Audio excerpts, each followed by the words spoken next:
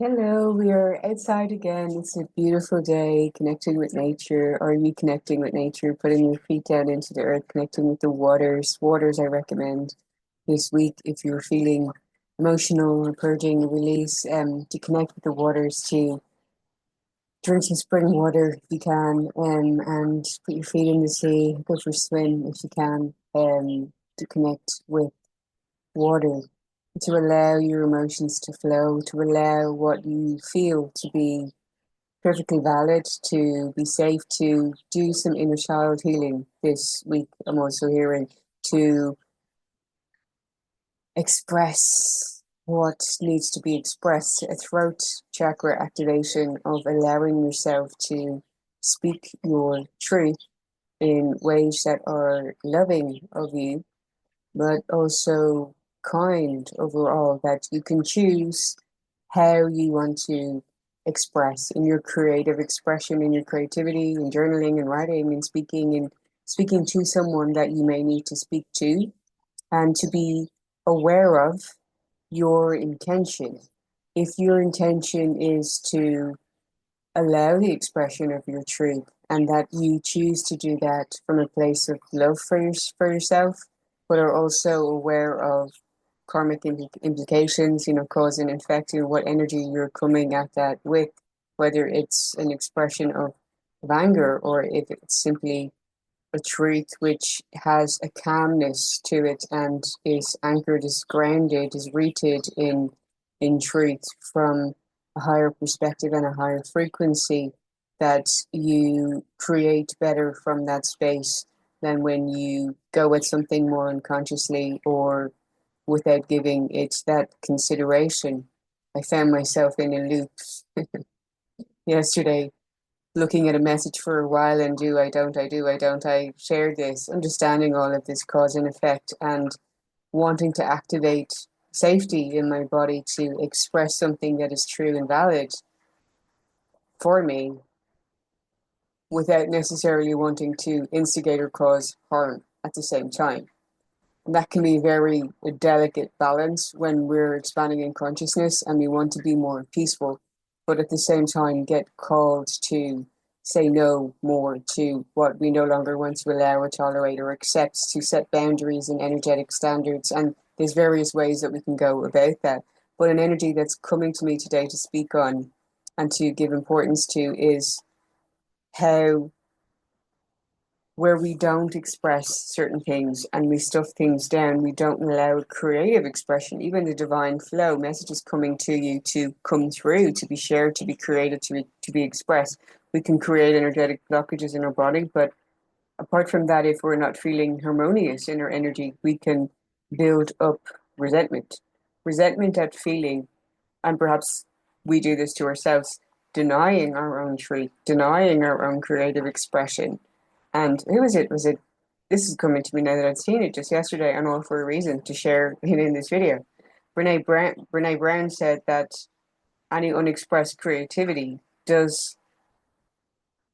it metasizes or something? She said in your energy, as in creating stagnancy and creating disease and disharmony in the body. So it's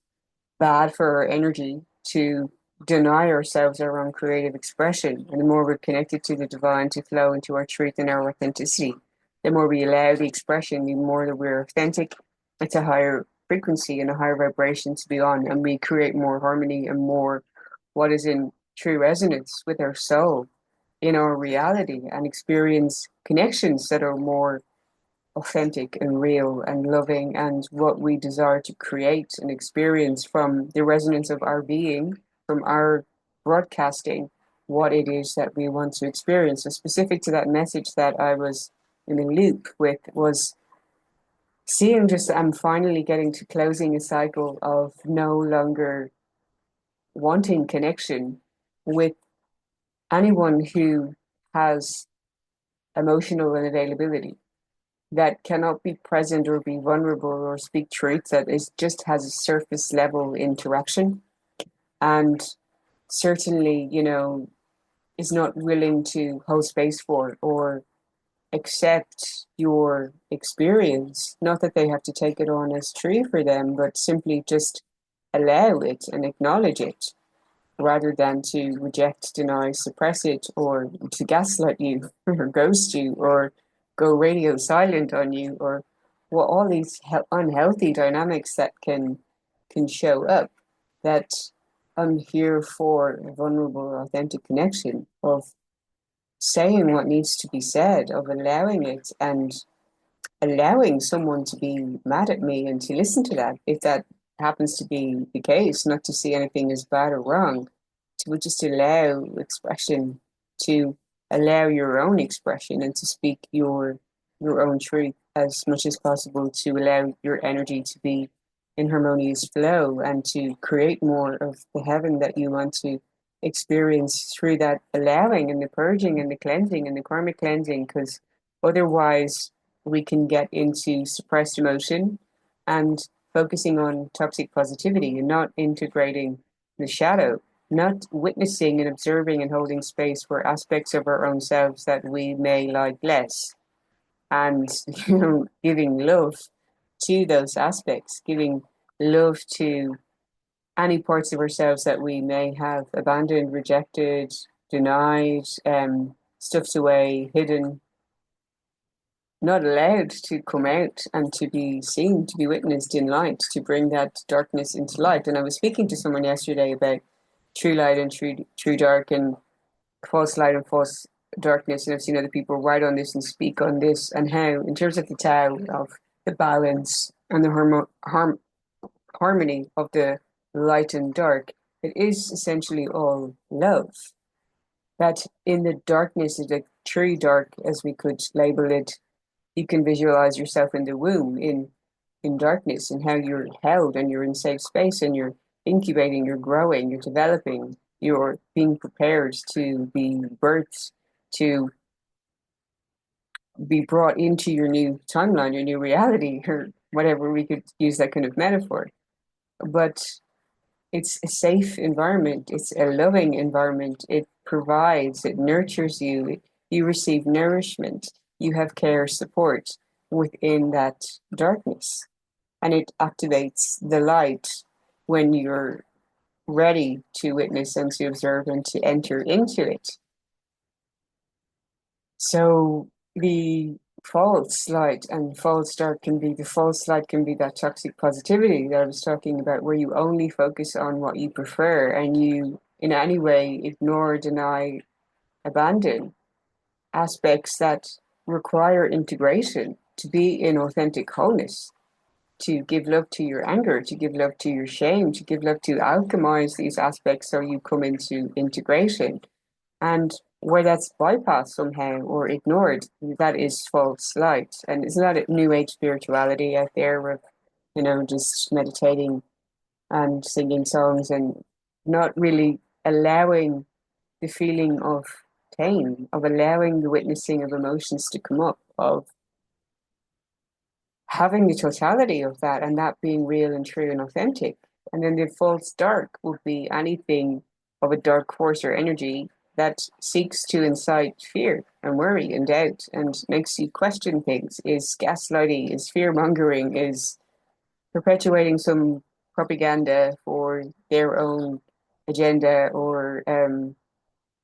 benefit from how, which we can see in systems of control and